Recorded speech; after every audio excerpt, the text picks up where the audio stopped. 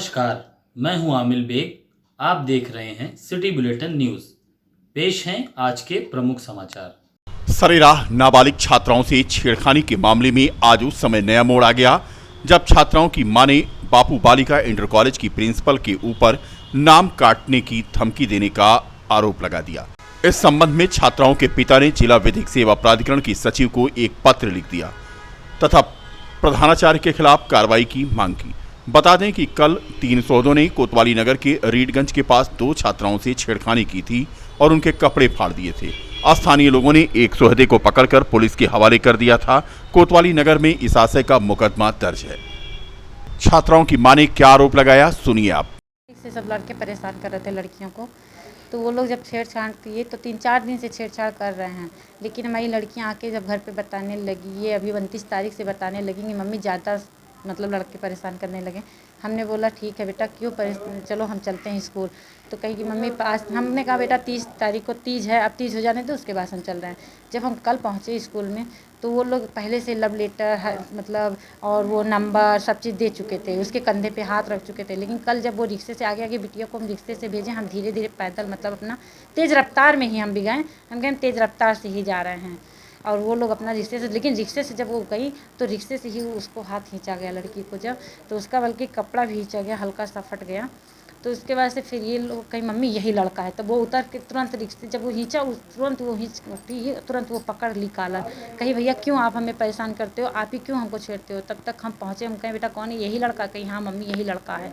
फिर उसके बाद से जब हम उस लड़के से पूछे, हम बल्कि उससे प्यार से बोले, हम क्या भैया यही सब करते हो, तो कहा कि नहीं हम कुछ नहीं करते। उसके बाद से जब हमारी लड़की कही नहीं मम्मी यही लड़का परेशान कर रहा है, यही दिन, तब उसको जब पकड़ के बहुत हमने मारा। उसके बाद से फिर अब आज जब मैम के पास गए, मैम से बोलें कि बताइए मैम आपके स्कूल के सामने ऐसी ऐसी कांड हो जा रही है, तो मैम बोल रही हैं कि आप इसके शांत कर दीजिए, इसको यहीं दबने दीजिए।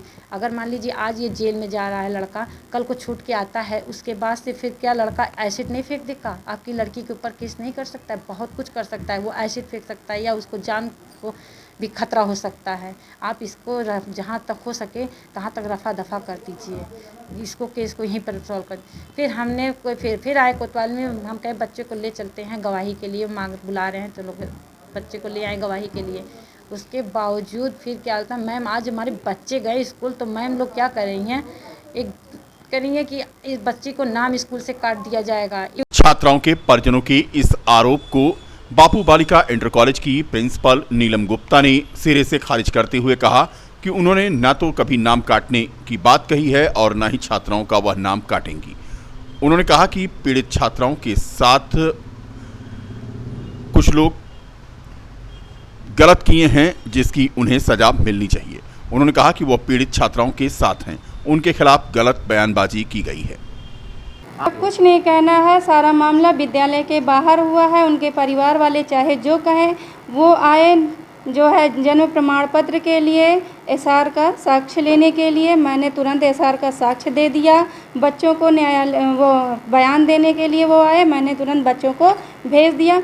मैंने ऐसा कुछ नहीं कहा है कि उनका नाम काट देंगे। आज भी बच्ची अंतरा सोनी जो नाम की लड़की है, वो आज भी विद्यालय आई थी, आप रजिस्टर देख सकते हैं। और आज उनके घर का कोई गार्जियन नहीं आया था, जो गार्जियन आए थे वो कल आए थे। और वो गार्जियन के साथ वो 3 ऑटो भर कर के लोग आए थे मेरे ऑफिस में आकर के। उन लोगों ने मेरे साथ बहुत अभद्रता की है और मैंने कोई भी ऐसी बात नहीं कही कि मैं बच्चों का नाम काट दूंगी। मैंने बल्कि यही कहा कि मैं बच्चों के साथ पूरी तरह से हूँ और बच्चों का भविष्य आगे सुरक्षित रहे, आप लोग वो कदम उठाइए। मध्य प्रदेश सरकार के परिवहन और राजस्व मंत्री गोविंद सिंह राजपूत ने अपने 400 समर्थकों के साथ रामलला के दरबार में हाजिरी लगाई। साथ ही राम मंदिर निर्माण के लिए श्री राम जन्मभूमि तीर्थ क्षेत्र ट्रस्ट के महासचिव चंपत राय को 3 किलो 333 ग्राम की 3 चांदी की सिलाएं भी अर्पित की। इसके अलावा 7,21,000 का निधि समर्पण भी किया, जो उनकी विधानसभा में अभियान चलाकर एकत्रित किया गया था। बता दें कि इससे पहले रामनगरी पहुंचे मंत्री गोविंद सिंह राजपूत और उनके समर्थकों का नेपाली बाबा आश्रम में स्वागत सम्मान किया गया। मंत्री ने नेपाली बाबा आश्रम के महंत तपस्वी आत्मानंद महात्यागी उर्फ नेपाली बाबा का आशीर्वाद लिया और इसके बाद आश्रम से गाजे बाजे के साथ अपने समर्थकों के साथ शोभा यात्रा निकालकर मंत्री राम जन्मभूमि पहुंची। इस दौरान मंत्री ने रामलला के दरबार में हाजिरी लगाई और ट्रस्ट के महासचिव चंपत राय को चांदी की सिला और अपने विधानसभा सुर्खी से एकत्रित किए गए निधि समर्पण को भेंट किया। मंत्री गोविंद सिंह राजपूत ने बताया कि लंबे संघर्ष के बाद राम मंदिर का निर्माण हो रहा है, हम सब उसके साक्षी बन रहे हैं, यह गौरव का विषय है। उन्होंने कहा कि हमारे क्षेत्र में राम के प्रति भक्तों में अपार आस्था है, यही आस्था प्रकट करने के लिए सभी भक्त उनके साथ अयोध्या पहुंचे हैं। रामलला का दर्शन करके और राम मंदिर निर्माण कार्य का साक्षी बन करके वह लोग आनंदित हैं। देखिए, हम हर भारतवासी की मंशा आज से नहीं कई सदियों से थी। राम मंदिर बनने के लिए कितना विवाद इस देश में चला और हम लोग खुशकिस्मत हैं कि हमारे जीवन में राम मंदिर बन रहा है। रामशिलाएं हमने अपने विधानसभा क्षेत्र में निकाली और रामशिलाओं में हमने अपार श्रद्धा लोगों में देखी। रात के 2-2 बजे तक रामशिलाएं जब पूरे विधानसभा क्षेत्र। शुक्रवार को बीकापुर बार एसोसिएशन के आह्वान पर यहां के अधिवक्ता, स्टाम्प वेंडर समेत तहसील परिसर में सभी दुकानदारों ने मौन जुलूस निकालते हुए ग्राम न्यायालय के समर्थन में प्रदर्शन किया।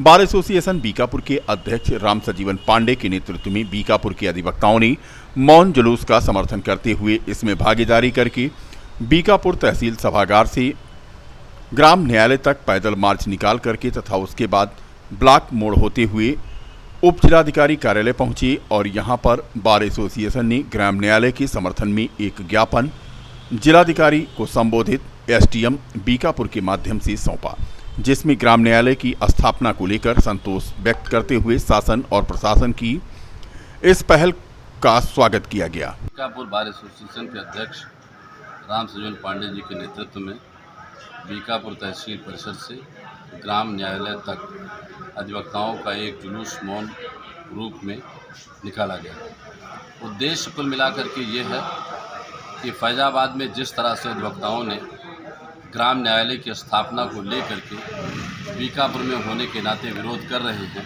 जो किसी भी दृष्टि में जायज़ नहीं, क्योंकि जब सुप्रीम कोर्ट ने इस बात की फाइंडिंग दे दी है, सर्वोच्च न्यायालय ने यह कह दिया है कि ग्राम्य स्तर पर गरीबों को सस्ता और सुलभ न्याय उपलब्ध कराया जाए, तो फिर इस विषय को लेकर के जनपद फैजाबाद के अधिवक्ता जो आंदोलित हैं वो निराधार तथ्यों पर आधारित उनका आंदोलन है।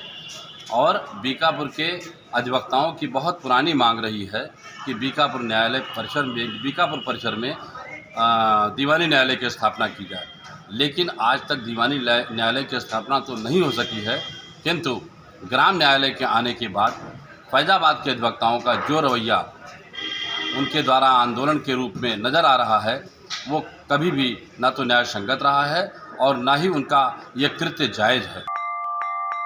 रिजर्व पुलिस लाइन की सभागार में अभियोजन कार्यशाला आयोजित कर अभियोजन कार्यों की समीक्षा बैठक की गई।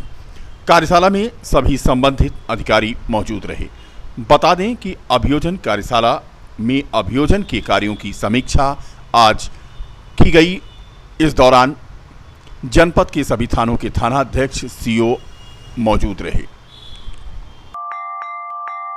ग्रामर्सी एकेडमी इंटरनेशनल स्कूल प्रबंधन की लापरवाही के चलते बस के पीछे टूटे हुए शीशे के बावजूद खिड़की के पास बैठकर बच्चे सफर करते रहे और अंत में जाकर यह बस दुर्घटनाग्रस्त हो गई। बच्चों को पहले से ही अंदेशा था कि ऐसी अनहोनी हो सकती है। 25 सीटर बस में बिठाए गए थे 45 बच्चे। गद्दोपुर गोसाईगंज में यह स्कूल है और एनसीसी की ट्रेनिंग के लिए बच्चे आज अयोध्या शहर आए थे। वापसी में कोतवाली नगर में देवकाली बाईपास के पास बस का ब्रेक फेल होने की वजह से यह हादसा हो गया। स्कूल बस का ब्रेक फेल हुआ तो ट्रक से वह जाकर टकरा गई। 1 दर्जन से अधिक बच्चे मामूली रूप से चोटिल हुए, जिन्हें स्थानीय अस्पताल में प्राथमिक उपचार दिया गया। फिलहाल आरटीओ विभाग की लापरवाही से बिना फिटनेस की यह बस चल रही थी और देर शाम आरटीओ विभाग ने स्कूल प्रबंधन को नोटिस जारी कर दिया है। घटना ये बस का ब्रेक फेल हो चुका था, बस लड़ गई थी और उसी धक्का में नाक के से ब्लड निकल गया। अच्छा, तो कितने लोग आप लोग आए थे? कम लमसम 50 लोग थे, 50 से प्लस से। क्या नाम है आपका? हमारा नाम है अंकुश पटेल। एनसीसी के लिए हम लोग आए थे। घटना कहाँ हुई? घटना बाईपास के पास हुई थी। नाम बता दो, विद्यालय का नाम क्या है? ग्रामर सी एकेडमी इंटरनेशनल, गद्दोपुर गोसाईगंज।